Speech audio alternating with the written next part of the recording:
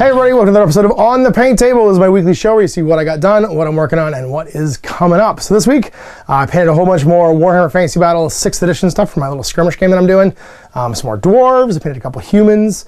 I painted the rest of Wave 1 for Marvel Crisis Protocol, which is the Hulk and MODOK, my favorite all-time ridiculous Marvel bad guy. And then I think I just got some more stuff assembled. I just started like grinding away on assembly for the what's it called? The stuff for Necromunda, Dark Uprising. I have so much stuff on my plate right now, it's bananas. I was trying to get a Let's Make done for Sunday, but it just didn't happen, so I'm doing this instead on Sunday. And I'm gonna film the Let's Make for the Sisters on Monday, and you should see it sometime around Monday night. I'll try and get it up then, because I just ran out of time. It's been a crazy busy weekend, and just a crazy busy like back-to-back 2 weeks of there's just so much stuff happening. Crisis Protocol got released.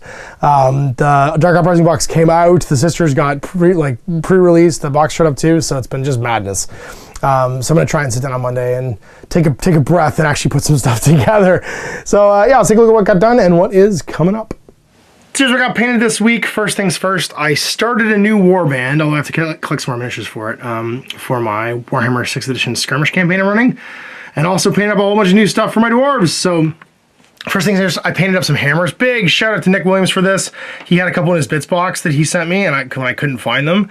And so now we've got a bodyguard for Bam Barrel Forged. I found in my bits box some Longbeards. I have to find shields for them though, because I don't have any shields, and they come with shields back then.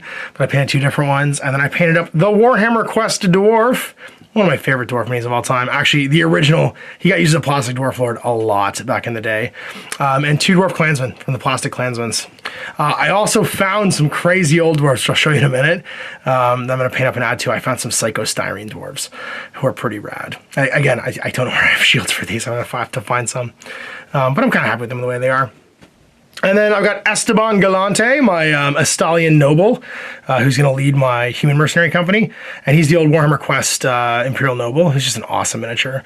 I painted him up ready to go rock and roll with his rapier. He's got the Crimson Amulet, a pistol, and just a dagger. And then his life ward right here, which is his name's just Lucky, because he's probably not able to pronounce his name, so he just said call him Lucky because he's lucky to be alive, because this guy saved his life, and now he's I guess they're like bonded somehow. This is my little story for him. This is a classic GW Citadel. I think they were called Men of the Orient back then.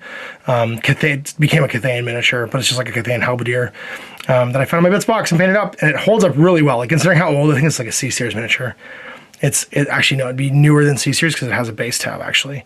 It was a joy to paint, super nice fun to paint, and it's just a great like Empire halberdier as this guy's like little sidekick basically. And then over here, I've got MODOK and the Hulk painted up. These are the rest of Wave 1. So Wave 1 was the starter set, the dice, the range rulers, and then these two big boys. And man, they are huge. They are on like 60 mil bases, or maybe 65 mil bases. I think it's 60 mil bases.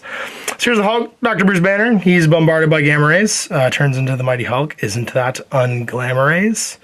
I don't know why you'd rhyme glamorous with gamma rays, but they did back then.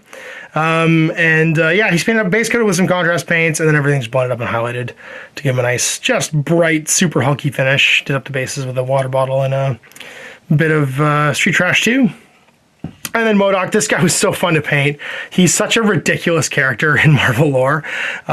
He's a living computer that basically becomes like a psionic super genius.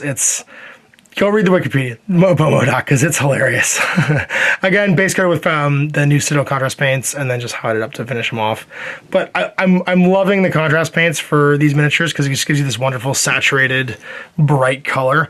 It just works so well for these in particular, and gives them a great like battlefield presence. They really pop. So lots more of this to come. I'm not sure what's in Wave 2, but I think it's more Spider-Mans, more everything. Oh, it might be Asgardians. I hope it's Asgardians. I really want Thor. That's what I'm excited about the most is Thor. So we'll see. And we're gonna hopefully be playing more of this as the new stuff comes out. And then stuff coming up, I gotta paint my rat catcher for a musician. I'm working on some rules for musicians and standard bearers in Skirmish, just to add like another layer of depth to it. As well as I think this is Perazzo's Lost Legion. I think it's Prazo. I think this is Prazo. I just want to paint him up as just an Empire like soldier, so like a cool like soldiery model.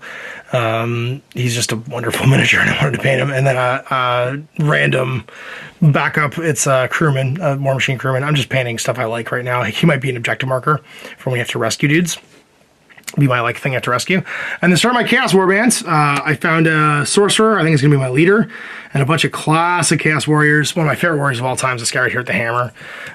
These were sent to me ages ago. These two actually right here were sent to me ages ago. I'm super stoked to actually get the painted on the table because I've been trying to find something to do with them. I was planning on using them for Frostgrave originally, but being able to do them in skirmish, they're just perfect for. And then in my bits box, I found some other stuff too. This guy, he was gonna be my champion, but then I decided to use the Rocket Out Wizard instead, just try mage. He's an awesome like bone armor upgrade mini. And then I have the Bloodletter Head Khorne, so I have the marker Khorne, the Beastman Chaos Champion with the marker Khorne, who I might actually make a separate champion, like a unit champion in my Beastman army, or my Beastman warband. I can't decide, but also I can use him as a Chaos Warrior too because he's really cool. And yeah, and then this guy, the Wolf Heads guy, who's like just classic cool Chaos Warriors. And then unfortunately, breaking my promise, I did not have time to do a Let's Make this week, but I do want to show you the sprues for the Adeptus Sororitas Sisters Battle Army sets. And you can see here, these are not the retail sprues, except for maybe the Canoness, because the frames themselves, everything is sectioned off like a starter set. So like everything's mixed together here. The Pennant Engine, the Sisters, and some of the Arcoflagellants from this one. And then over here, it's Seraphim, Sisters, Arcoflagellants, and Repentia. So like all blended together basically. It's about 420 points all told. And it's all like a mix of like easy to build, one pose, only gets built one way kind of minis. So it looks like they were designed specifically for this box. Like these frames were made specifically for just this box, apart from the Canoness. And this is not really going to be indicative of what the retail frames look like when the boxes come out by themselves. But you can sit down on Monday night probably will come out. I'll sit down and put these guys together, and we can hang out and chat about them, and I'll give you my impressions and stuff then.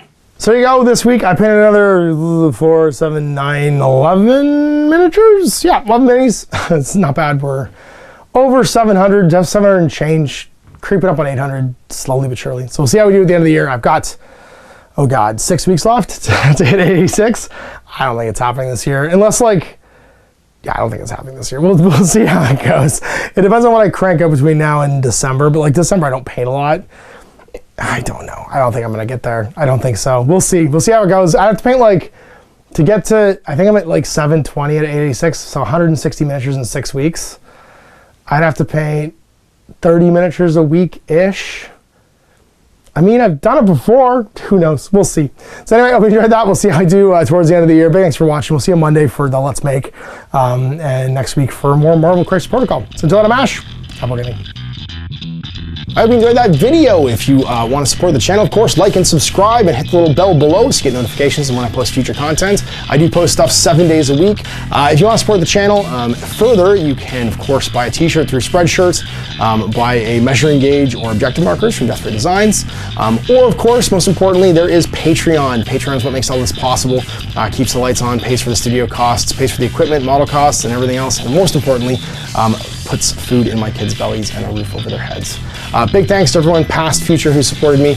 I do this stuff because of you guys, and of course, I will continue doing it as long as I can.